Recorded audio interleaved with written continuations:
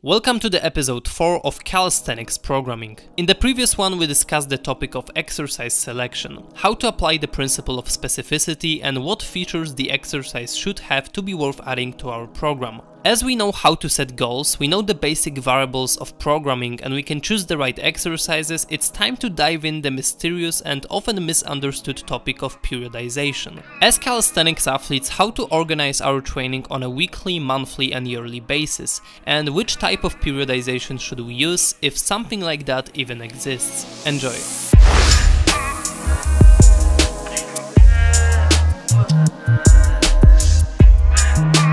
Let's start with some basic definition of this fancy word. Periodization, as the name suggests, has something to do with a period of time, and to be more specific, changes in training program that occur during these periods. Now, depending on when or how often these changes occur, we talk about micro, meso and macro cycles. Let's assume we have an intermediate level calisthenics athlete that decides to learn a full ROM handstand push-up. Based on his level, we can reasonably predict it will take around 6 months to get it. So we set it up as our goal time frame to achieve the skill. 6 months is our macro cycle. Over this period he's gonna go through 6 different mesocycles focused on certain smaller objectives. Each mesocycle splits into 4 training weeks, which in this example are our microcycles that contain a given number of training days. We're gonna use the mesocycles to split our training into separate blocks, in which we'll be focused on improving a certain feature. The main idea is that the different phases of training should be potentiating the following ones. We might start the handstand push-up pursuit with 2 hypertrophy blocks, where the main objective is building our delts, traps, triceps, etc. Muscle mass that is gonna be the foundation of later work. During this time we can use the variety of exercises done primarily in a higher rep range. At the same time, skill work might be kept to minimum and frequency at a moderate level. The goal is to build muscle in the necessary areas that we can then use in a more specific training. So this is the time for more exercises with weights, more single joint movements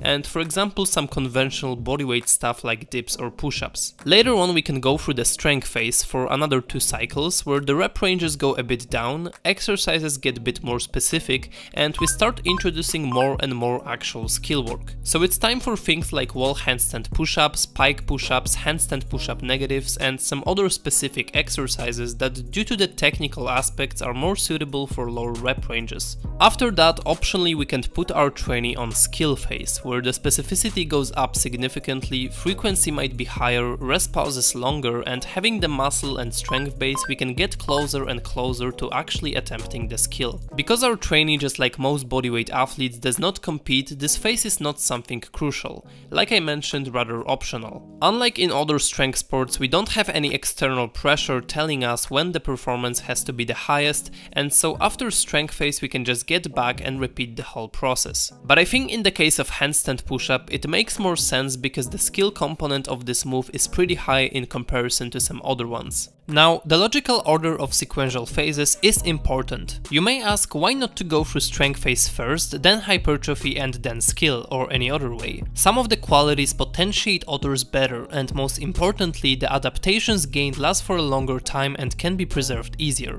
By strength training we'll be able to preserve our size gained in hypertrophy phase, but in a vice versa situation, by training mainly for size, we can notice a slight decay after 2 to 4 weeks. The specific skill abilities will decay even faster, and because they are most specific to the goal, we obviously want to put them as last. There are many ways to go about dividing your training. We can find many different macrocycle splits that differ amongst training types and disciplines. Just like the length and the number of the mesocycles is just an example to help you visualize the concept. The question that may be developing in your head is splitting up your training to phases mandatory? The answer is no. You obviously can do, for example, a very specific skill training from day one. However, sooner or later you will face the adaptive resistance and just spin your wheels making no progress. On the other hand, you might try doing a mixture of everything, but again there's a reason most good coaches prefer phasic approach and it's directed adaptation. The more things you work on, the less you will improve at each one of them, so by doing everything at once you inhibit your potential greatly. That's why a nice sweet spot is splitting up training to dedicated phases and developing each necessary quality independently, while still being somewhat specific to the end goal in each phase.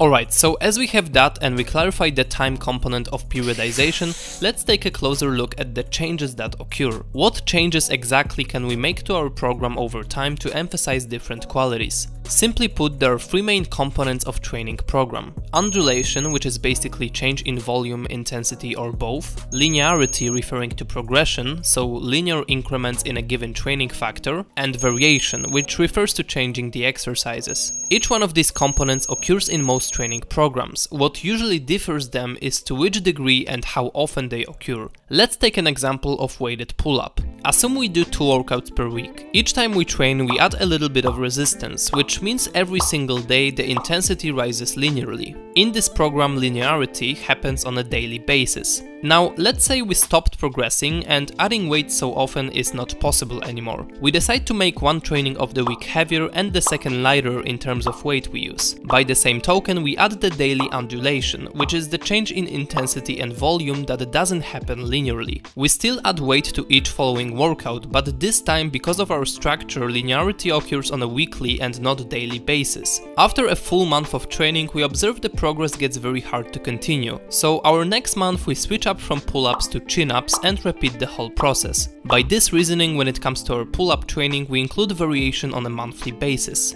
As you might have already concluded, in a majority of training programs all three components are present and may occur on more than one time basis. When we get back to our weighted pull-ups in 2 months, we'll aim to start the whole process with more kilograms on the belt, which means linearity occurs not only in a micro but also in a macro scale. Based on individual differences and goals, we can utilize the components differently. A beginner might be including linearity daily, and every time he trains, for example, his pull-ups, do more reps or add more weight. Person more advanced might not be able to do it, so a good idea may be splitting up training to higher and lower intensity done every week and add weight or reps weekly. Someone who is very advanced might need a full month to linearly increase and thus include more exercise variation and undulation to the program. Skills more demanding for connective tissue like back lever usually require more undulation in training loads and more exercise variation. Also, generally the variation in accessory movements can happen more often than in our main lifts we want to improve at. A thing that might be important to note is that in bodyweight training the element of undulation and linearity is often strictly connected to changing variation.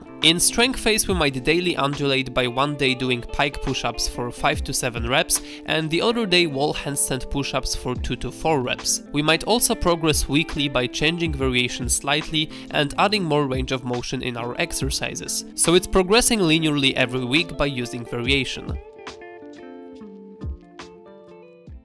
Alright, we went through a lot of information that very possibly might be completely new to you. So to sum everything up, there are many ways to write a good calisthenics program. I understand that with so many concepts and new terms, it's also easy to get caught up in overthinking and overanalyzing, which, as we know from my previous video, is the first step to lack of progress. So please remember that as long as you include the principle of overload and the linearity occurs as often as we are capable, in whatever form, meaning more sets, reps, weight, range of motion, harder exercises, just know that you do the right thing and the improvements will come eventually. I would suggest getting familiar with the articles and videos I'm gonna post below, as that's where lots of the knowledge comes from. If you enjoyed the series so far, leave a like and stay tuned for the next episodes. If you happen to be interested in online coaching with me, all the details in the description. Thank you so much for watching. This was Things Movement TV. Talk to you next time.